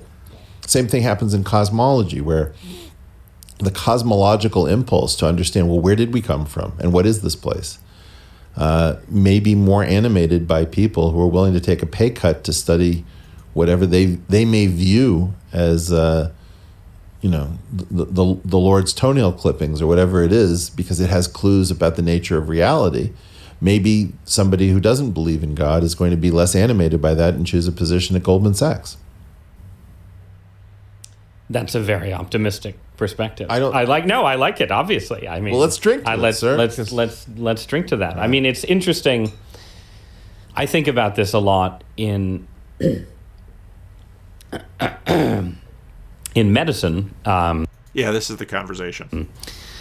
Because I've had Lyme disease for the last 4 or 5 years. Yep, and this is the subject of my next book after this one, so, I shouldn't talk about it too much. You can have me back. But when you have Lyme disease is a famously controversial condition where you have sort of a formal CDC consensus that says, this treatment works, and if it doesn't work for you, then you have something that we can't define as Lyme disease, right?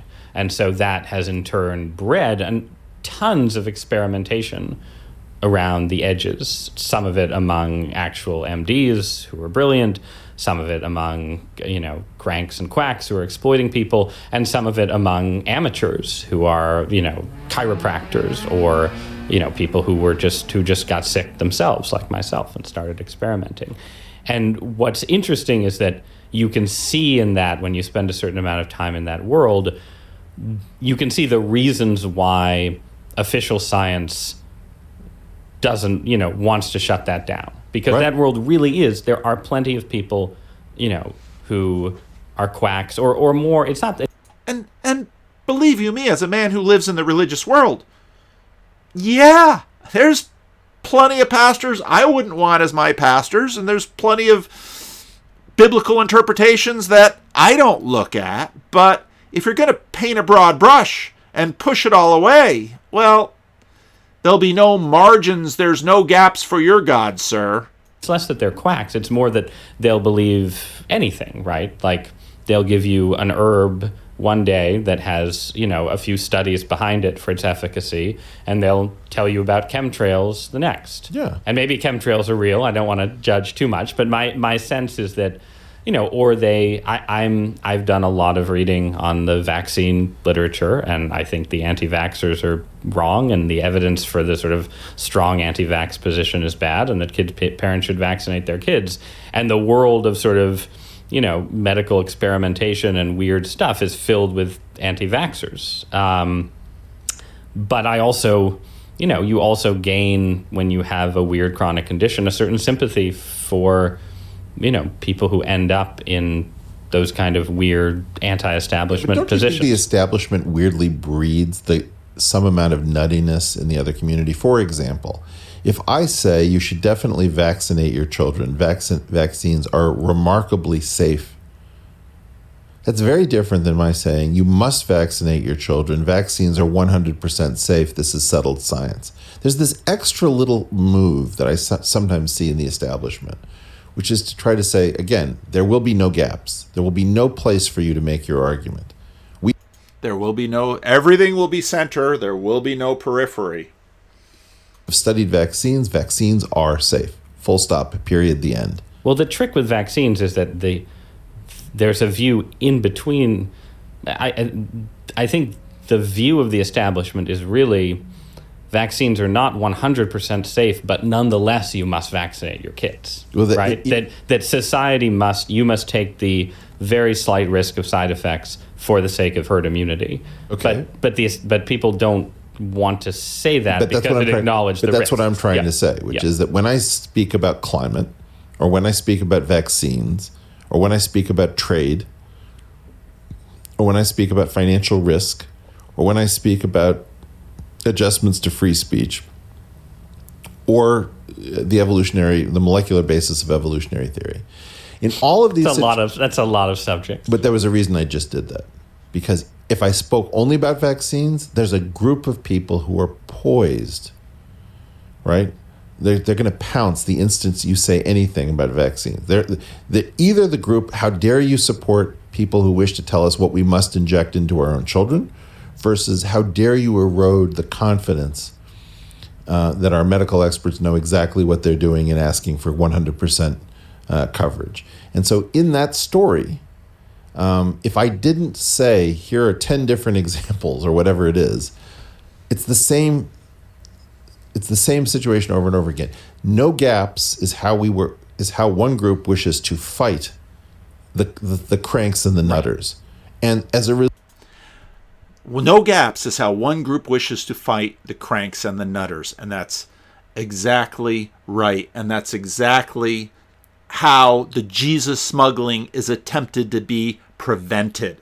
In other words, if you start with the Jesus smuggling over here and you get over here, you find it's the same dynamic, which is why the religious scientists are the ones that suddenly make Eric very interested, because you need a bigger field of view to see a bigger world. Result, they become cranky and nutty themselves. It's one impulse, the impulse to say all gaps must be plugged. There can be no cavities. We must have a filling in every single location. That thing is completely deranging us, because in the internet age, all it takes is one or two smart people who, for whatever spectrumy reasons, don't want to go along with that. And they say, look, what about the following things? And then the person's next move is, well, that's a small effect. And please don't drag that in the public sphere. That's if you want to settle that in the seminar room, then the next counter move to that is, oh, I didn't understand. There's an esoteric and there's an exoteric perspective, and you want me to lie to the public and keep the truth for the experts? We've changed, and I think this has to do again with your decadent society. The phone rewrote the rules, where now you can't hold a private expert discussion about these things different from the public meaning the cell phone discussion, because somebody's going to connect the two. Now, what's interesting here is that, okay, so God of the gaps. The idea of God of the gaps is that, well, here's the fudgy part of the equation that we don't have enough knowledge for, so we take God and we fill it in. That's a post-deistic strategy. And if you understand what I've been saying about God number one and God number two, the reason God is in that gap is not because God is inserted in the gap and God is that small. It's because God is behind the whole thing. And the only reason you see God here is because God was behind the whole thing, God number one. Okay? And that is the change of perspective that deism brought to the world, that God was reduced. Oh, God is this little thing that we fill in here to fix the equation and fix the story. Whereas the ancient perspective is, no, God is everywhere, and this is the portion that we can see him because he isn't covered up by these operations that we understood before. Now let's get back to crabby complaining Eric, where he's just fit to be tied. He's expressing himself on Twitter. He's out there complaining, and because government isn't right. Wakes up and there's no news desk that works. There's no government that works. Nobody has competency sufficient for this large world. But here's the question. Where is the yardstick? What vision of the good against which are we falling short that is motivating the outreach? Where can you find the yardstick? You need a sense-making requires a compass rose. Now, it's been interesting because we've had the Brett and Heather, Brett, Eric's brother, Heather hiring, I don't remember if there's an R in there or not. They've been, what do you do when your academic career got knifed? And how do you pass the pandemic? Well, you recruit your kid and you have a nice little in-home studio and you have your Dark Horse podcast. And again, now suddenly, if you listen enough to Eric, you realize, oh, Eric and Brett, these are brothers, and Dark Horse. Brett continues to sort of do what, kind of annoys Eric. He's out there on their own, and now they're both sort of locked out of the Citadel and are going to be the Robin Hoods in Nottingham Forest and right wrongs from outside the positions of power. But we are obsessed with the natural. And now these are biologists, and because we imagine that the natural gives us keys to life. But this goes back to my continual complaint about Brett's posture that we're assassin robots, but how does the programmed assassin robot reprogram itself? Where does that extra learning come in? What is the us involved in this? But here's the thing. Natural can't tell us what life is, what life wants, what life points to, what life is a sacrament of. Because in the same way that Eric is looking around saying, we deserve a better government. Okay, well, so let's say that our government has been less competent, perhaps, than the government of Germany or the government of South Korea in fighting the pandemic. And so we can compare ourselves to those governments and say, here, we're doing better. All right. But the difficulty that we have, and I talked about this in my previous big Eric Weinstein video, was the question of where do we know the good? And I read from a chapter in G.K. Chesterton's Heretics. And that's the same question that dogs us now. And this is the same reason why it's so interesting that Brett and Eric continue to sort of step all the way around this religious stuff instead of daring to just say religion is the place where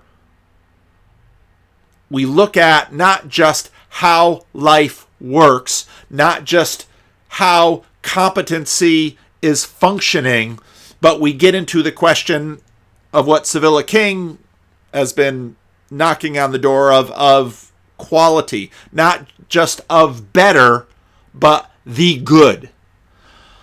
That life, they both have an indication or an inkling that life is a sacrament of something bigger and greater. And religion is the area of human inquiry that attempts to answer those questions, and you won't get at it from plumbing or electrical work or biology. Biology, in that sense, is analogous to the technique of plumbing or electrical work, but it can't tell you what the good is.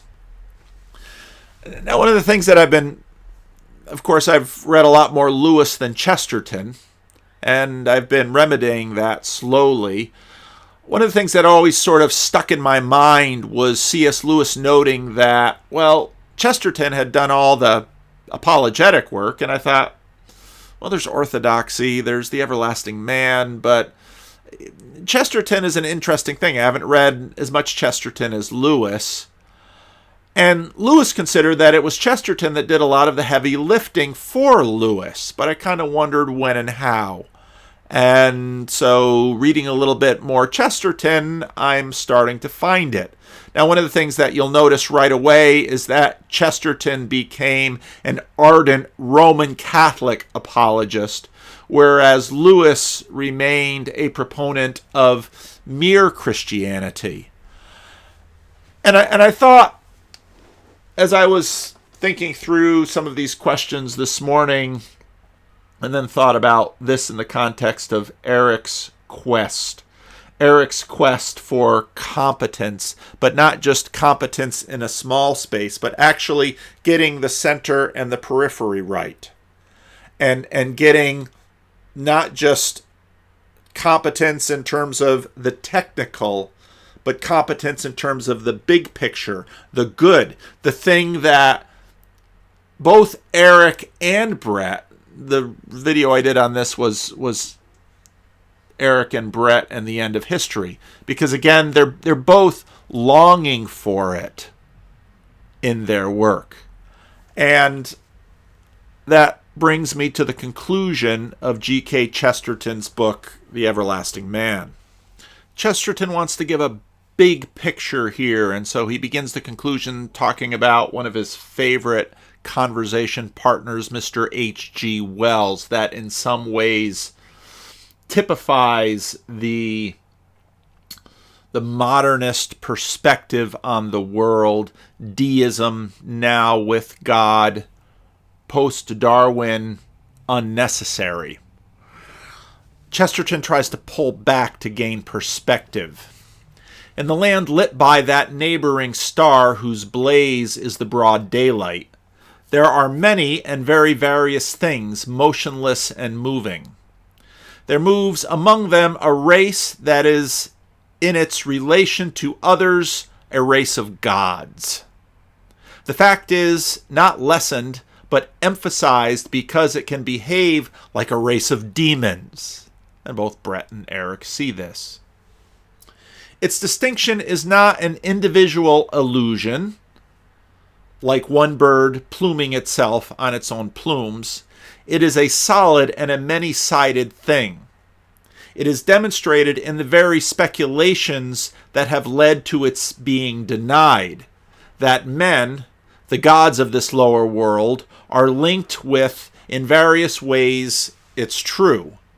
But it's another aspect of the same truth, that they grow as the grass grows and walk as the beasts walk, is a secondary necessity that sharpens the primary distinction. It is like saying that a magician must, after all, have the appearance of a man, or that even the fairies could not dance without feet. It has lately been the fashion to focus the mind entirely on these mild and subordinate resemblances and to forget the main fact altogether. It is customary to insist that man resembles other creatures, yes, and that very resemblance he alone can see. The fish does not trace the fishbone pattern in the fowls of the air, or the elephant and the emu compare skeletons. Even in the sense in which man is at one with the universe, it is as an utterly lonely universality. The very sense that he is united with all things is enough to sunder him from all. And now again, this is Chesterton at his brilliance. He makes the point here that, perhaps more eloquently than I ever have, that by studying our biology, you're not going to get the sense of what our biology should look like, only what it does look like. And if we go back to the two visions of the scientific vision, where Odin takes out one eye so that he can gain power over the world, or the manifest image, where we have to include the ought and the can be. And of course, every time Eric gets cranky and goes on Twitter and gripes about the Citadel and those outside, that why won't those inside listen to those outside?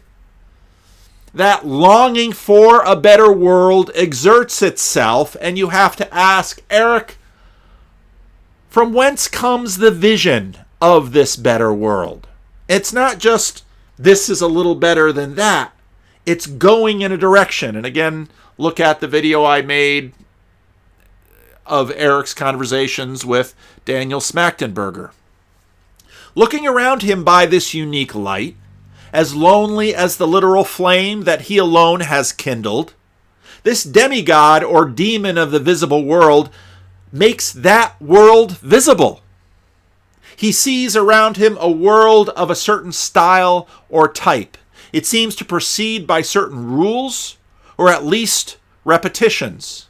He sees a green architecture that builds itself without visible hands, which builds itself into a very exact plan or pattern, like a design already drawn in the air by an invisible finger. It is not, as is now vaguely suggested, a vague thing. It is not a growth or a groping of blind life. Each seeks an end, just like Eric seeks an end. Eric, I would argue, is seeking the city of God, which is exactly what Jordan was seeking at the top of that hill where you have to carry that heavy cross. Each seeks an end, a glorious and radiant end. Even for every daisy or dandelion we see in looking across the level of a common field. In the very shape of things, there is more than green growth. There is a finality of the flower. It is a world of crowns. This impression, whether or no it can be an illusion, has so profoundly influenced this race of thinkers and masters of the material world that the vast majority have been moved to take a certain view of that world. They have concluded, rightly or wrongly, that the world had a plan, as the tree seemed to have a plan, and an end and crown like the flower. In other words, when Eric looks out over society and sees decadence, and looks at the interdynamic between the Citadel and the outside of the Citadel and says, it can be better. There's something in his heart that says, not just a little better, but even more better. Because on the scheme of things, maybe we haven't handled the pandemic like Germany or South Korea, but we've handled it better than Russia or Iran, or we'll see some countries in Africa as they have to deal with it. But there's something within Eric that is longing for this final good, this good thing, that and a good thing that allows boundaries and fringe areas in his world.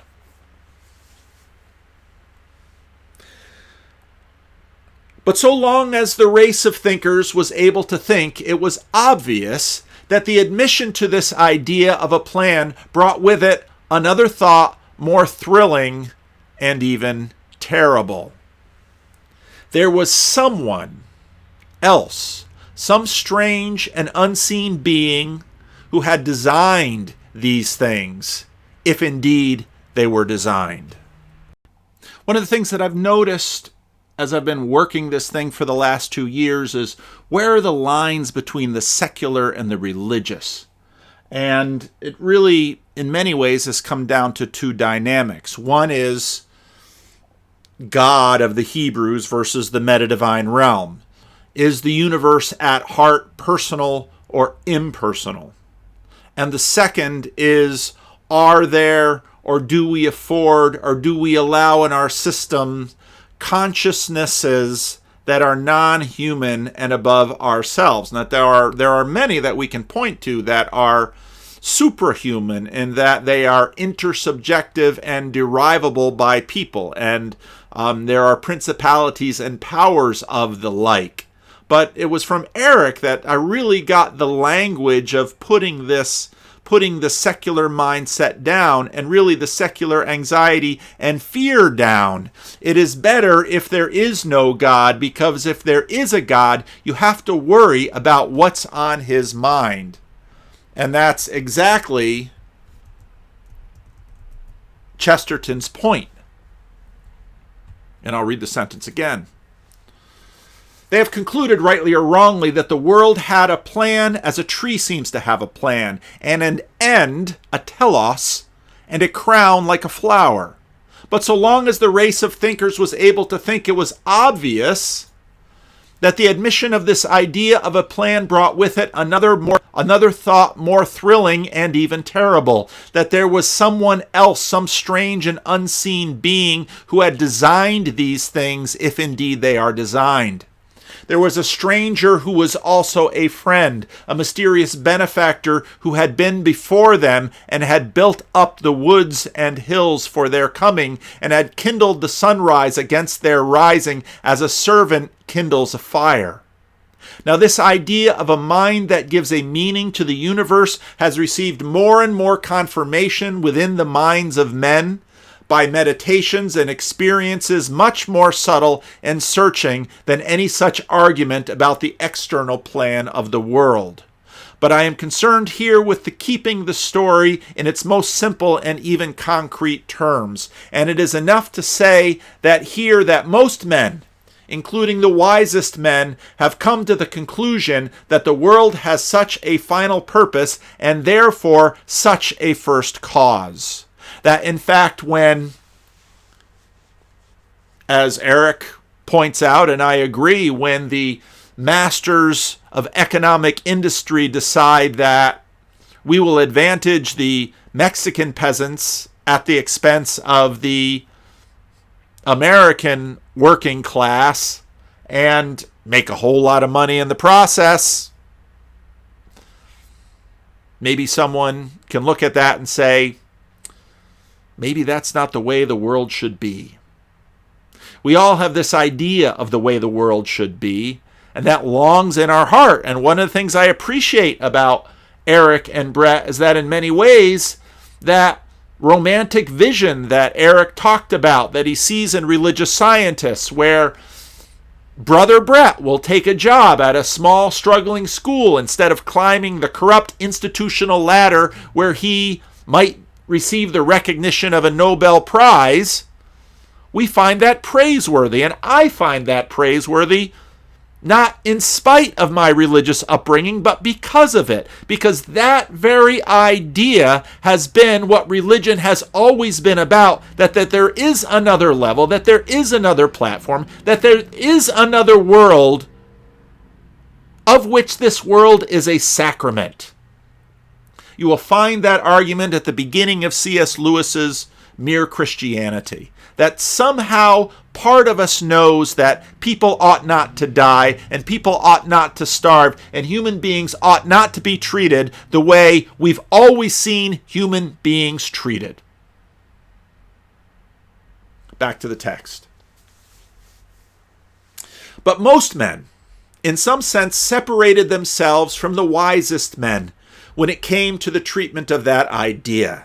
There came into existence two ways of treating that idea, which between them made up most of the religious of the world. The majority, like the minority, had this strong sense of a second meaning in things, of a strange master who knew the secret of the world. But the majority, the mob or mass of men, naturally tended to treat it rather in the spirit of gossip. The gossip, like all gossip, contains a great deal of truth and falsehood. The world began to tell itself tales about the unknown beings, or his sons, or servants, or messengers. Some of the tales may truly be called old wives' tales, as professing only to be very remote memories of the morning of the world. Myths about the baby moon, or the half-baked mountains. Some of them might more truly be called travelers' tales, as being curious but contemporary tales brought from certain borderlands of experience, such as miraculous cures of those that bring whispers of what has happened to the dead. Many of them are probably true tales. Enough of them are probably true to keep a person of real common sense more or less conscious that there really is something rather marvelous behind the cosmic curtain. But in a sense, it is only going by appearances, even if the appearances are called apparitions. It is a matter of appearances and disappearances. At the most, these gods are ghosts. That is, they are glimpses. For most of them, they are rather gossip about glimpses. And for the rest, the whole world is full of rumors, most of which are almost avoidedly romances. The great majority of the tales about gods and ghosts and the invisible king are told, if not for the sake of the tale, at least for the sake of the topic. They are evidence of the eternal interest of the theme. They are not evidence of anything else, and they are not meant to be. Boy, you can see this. You can see the weaving of pre-Lewis in this writing. They are mythology, or the poetry that is not bound in books or bound in any other way. Meanwhile, the minority, the sages or thinkers, had withdrawn apart and had taken up an equally congenial trade. They were drawing up plans of the world which all believed to have a plan. They were trying to set forth the plan seriously and to scale. They were setting their minds directly to the mind that had made the mysterious world, considering what sort of a mind it might be and what its ultimate purpose might be. Some of them made that mind much more impersonal than mankind has generally made it. Deism, the Enlightenment. Some simplified it almost to a blank, the God of the gaps. A few, and very few, doubted it altogether, the atheists, who seem to be a very determined minority. Because when people go beyond atheism, they just go into woo. One or two of the more morbid fancies that it might be evil or an enemy, just as one or two of the more degraded, in the other cases, worship demons instead of gods. But most of these theorists were theists. And they not only saw a moral plan in nature, but they generally laid down a moral plan for humanity. Most of them were good men who did good work, and they were remembered and reverenced in various ways. They were scribes, and their scriptures became more or less holy scriptures. They were lawgivers, and their traditions became not only legal, but ceremonial. And we may say that they received divine honors, in the sense in which kings and great captains in certain countries have received divine honors. In a word, wherever the other popular spirit, the spirit of legend and gossip would come into play, it surrounded them with more mystical atmosphere of the myths. Popular poetry turned the sages into saints, but that was all it did.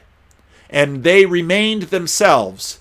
Men never really forgot that they were men, only made into gods in the sense that they were made into heroes. Divine Plato, like divine Caesar, was a title and not a dogma. In Asia, where the atmosphere was more mythological, the man was made to look more like a myth, but he remained a man. He remained a man of a certain special class or school of men, receiving and deserving great honor from mankind. It is the order or school of the philosophers, the men who have set themselves seriously to trace the order across any apparent chaos in the vision of life.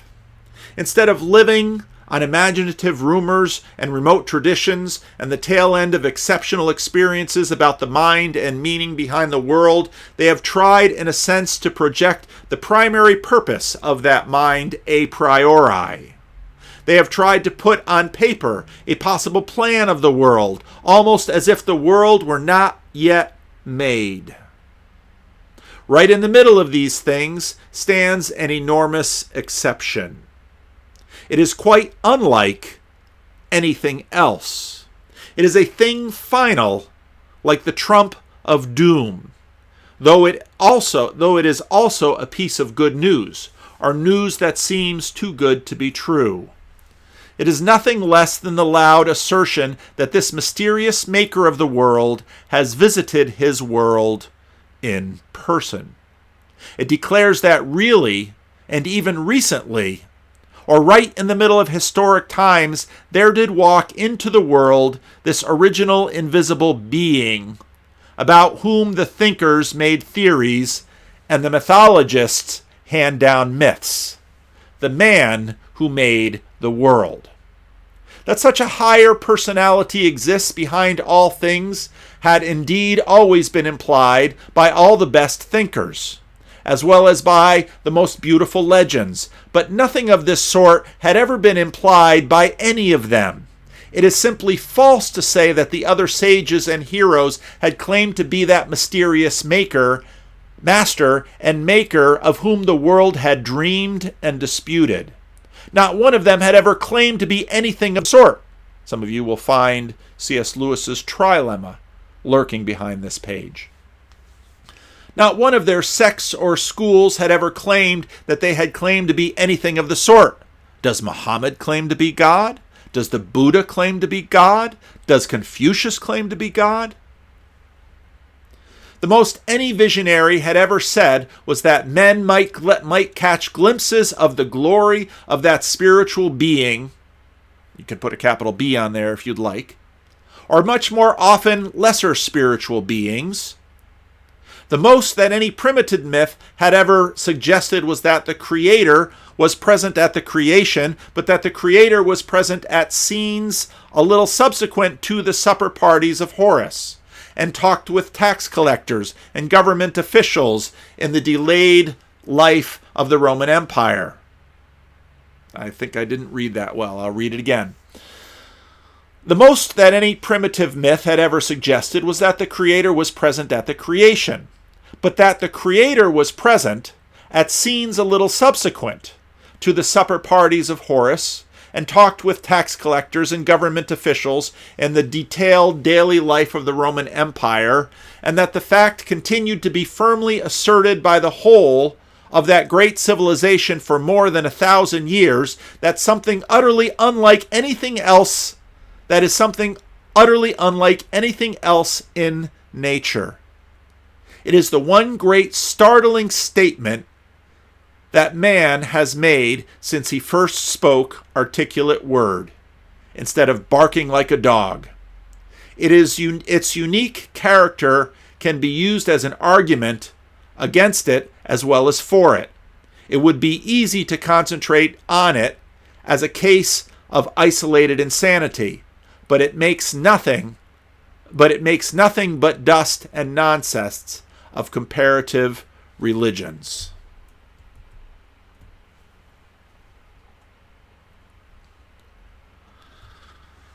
Eric is the one who came up with Jesus smuggling, which was first introduced to me by Douglas Murray. Why don't we smuggle Buddha or Muhammad or Confucius in the same way? Chesterton has a point here that there's a strangeness to this story of Christianity. I should make a t-shirt that says Jesus smuggler. The strange assertion that where of the yardstick is in Christ, which was written, of course, by the Apostle Paul and became his term parallel to what we find in the Gospels, in the kingdom of heaven in Matthew, the kingdom of God in Mark and Luke, and eternal life in the Gospel of John. That somehow, when Sam Harris says, well, the point of life is love pursued by reason, and Jordan Peterson says, you've just basically taken Christianity and used different words. Jordan didn't have to smuggle Jesus. He basically tagged Sam as bringing him in the front door, just in different clothing. Just imagining that the universe doesn't point to him. I'm going to conclude this with the end of the podcast, and it ended in a pretty astounding way. I mean, I think this applies.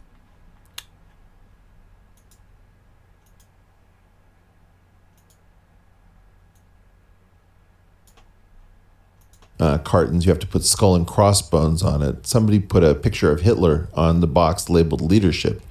And we keep doing this, where every time there's a box that contains important stuff, somebody puts a label on it that says, do not open this box ever under any circumstances, because of the worst thing that can be associated with that box. Do you think that there's some merit in that perspective, that we're all afraid of leadership leads to Hitler?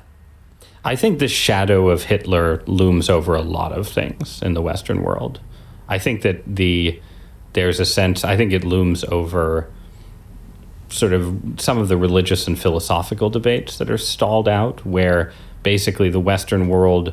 If you recall, and I won't pull it up for you, if you recall Tom Holland's appearance on the Delling podcast, Tom Holland basically says, well, in the new clothing that we have placed over Christianity, we basically put the Hitler mask on the devil. In a sense, sort of tried to leave Christianity behind, found when it left Christianity behind Hitler, rightly decided that was a bad idea, but then... And go back to that Delling podcast and go back and do a little bit of research. You can find it in some of my videos where I deal with Hitler. What was Hitler trying to do? Hitler was trying to... I just recently saw that guy who does the travel stories on PBS did a tour of fascism recently on PBS, and it was looking at Nazi art and noticed how realistic Nazi art was. Well, why would Nazi art be into realism? Well, if you understand what the Nazis were trying to do and why they hated the Jews, they were trying to get at a natural world where there is no second story. That was at the heart of the Nazi project. We want to take Darwin seriously, more utterly seriously, and get rid of all this Christian stuff that was brought to us by the Jews, because of course Jesus was a Jew, was brought to us by the Jews. So let's get rid of all that Christian stuff and all that Jewish stuff with all that idea, and we will be completely natural. We will finally get rid of Christianity completely. And the two projects of the 20th century that pursued that with most earnestness: communism, Nazism. Communism doesn't often get tagged for it. When Jordan Peterson brings that up with Sam Harris, instead of an argument goes off the just basically pops off and says, "Don't give me that communist thing about atheism." Retreated to this half world or looms over a lot of things in the Western world.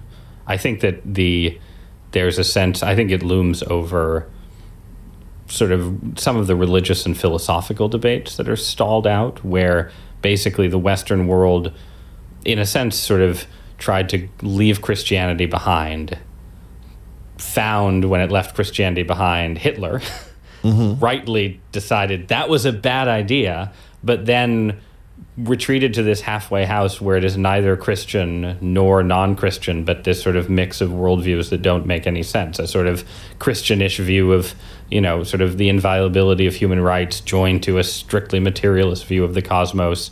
And yeah, I think the shadow of like, if we look for consistency, we might become Nazis, I think is a factor. And yeah, it might, it might. If we really pursue the project of getting rid of God, why do we start getting the whiff of fascism? Well, because it's totalitarian. You have to get rid of everything outside the Citadel.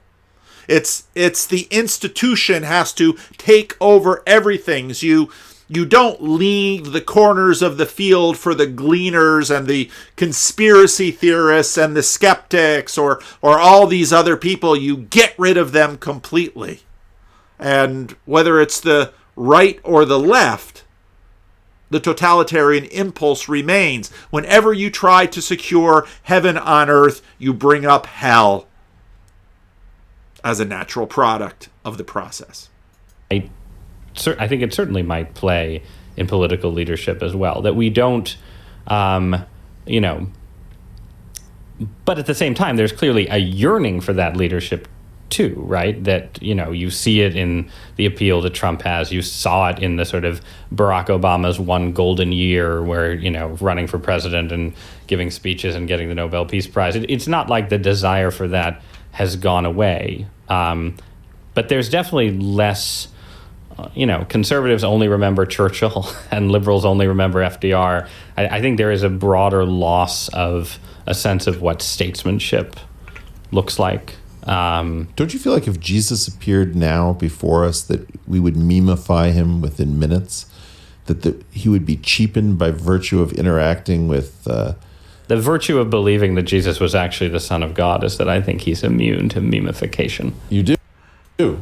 Yes. Well, wasn't he humiliated in the streets of Jerusalem by people who did not accept his being the Son of God in your eyes? He's not immune to mistreatment and violence. The thorn of crowns was, but sort he's of an he's not. He's early immune to. He's immune. I think that. I think he's immune to trivialization. Yeah. Jesus is immune to trivialization. My point for Douthat here is Jesus has been subject to everything, and it is often the church and Jesus' own people that trivialize him and memify him and do all manner of things against him. And this is exactly where we go back to the previous chapter of The Everlasting Man. Now, I'm not going to read it now, but I read it in one of the previous videos. The title of the chapter is The 5 Deaths of the Faith. And the point that Chesterton makes is that, in fact, Jesus, all manner of things are done to Jesus.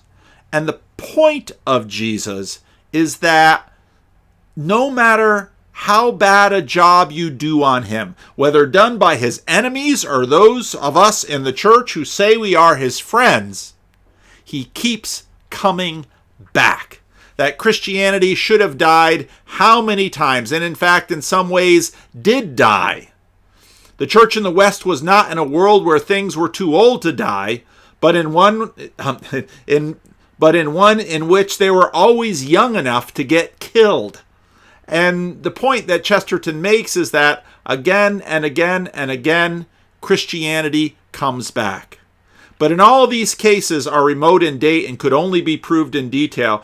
We can see that the fact more clearly in the case when the paganism of the Renaissance ended Christianity and Christianity unaccountably began all over again. And this is what happens. So, if Jesus were to come back, he keeps coming back. Now, okay, I believe in the Apostles' Creed, so I'm one of those inconvenient Christians that believe in the second coming of Jesus. Eric worries about reputational assassins. Well, we are all wimps worried about that when compared to many others who have faced a far more bloody culture war. Why does Jesus have credibility? Because he had skin in the game. He had skin in the game, and that is the story of him keeping coming back. So Eric's mission, to save the world. But from what exactly? Well, from everything. But his vision of the good that shines through in everything. The real question is not to save the world from what exactly, because there's always something new to save the world from. The real question is to save the world for what, or for whom, or for where. The destination of this drama is really what he seeks. I hope I was fair. Maybe even to Sam. I know some of you have been commenting in the comments that I'm not terribly fair to Sam all the time, and I certainly, if I met with Sam, I would extend him, hopefully, the Christian charity that is due according to Jesus for all of our neighbors, including and up to our enemies and rivals. But I think this is Eric's mission, and so, despite some of the Twitter skeptics of Eric, I like listening to Eric, and he's been making some interesting things. And I think that's the real question. Save the world from what? Yeah, there's a lot the world needs to be saved from. But I think the question he really wants to answer is to save the world for what? But that's a far harder question to answer.